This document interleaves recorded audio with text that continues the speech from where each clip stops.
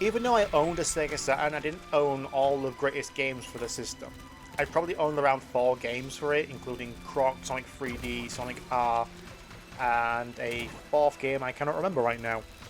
So any nostalgia to Panzer Dragoon is only limited to what other games I played in the series, which is Panzer Dragoon Alta. Now Alta was actually a really fun on-rails Star Fox game, but with a different twist of being able to move the camera around to show off, obviously, the 3D environments passing you by, but to aim and I guess shoot down more enemies that you may have missed.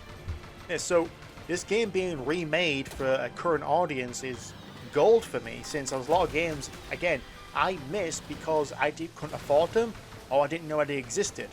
For example, I didn't play Knights until it was released on the Xbox 360, which is not the best way to play it, so I've heard.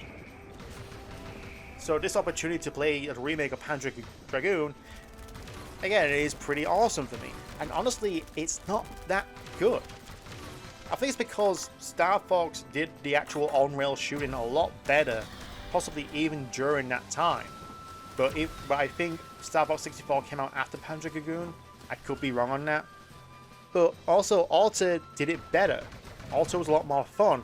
And plus, once you finish Alta, you unlock the original Panzer Dragoon on the game. I didn't, but I'm aware it's there. So what does this remake actually add to the game? Honestly, looking at gameplay footage and comparing it to what I've played, nothing. There is nothing added other than a big booster of visuals.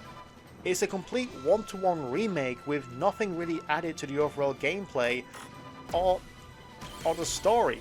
The story I don't quite get. There seems to be a world where a lot of people have died and there exists a blue dragon that could actually restore the world to what it was. I wasn't really paying attention because the actual cutscene for the story just went on so long. I was just done. I was mentally checked out of understanding what the story is. It looked good, but it still looked very dated, especially for the remake. The actual game graphics look amazing, but it's just, hey, we've managed to smooth off the edges to make it look like a rock, yet there's nothing really added to the game. I hate to say it, but the Panzer Dragoon track from All Stars Racing Transformed looked a hell of a lot better. I am not kidding. When we showed the trailer that, hey, we're going to remake Panzer Dragoon, why wasn't it fully remade with new stuff added to it?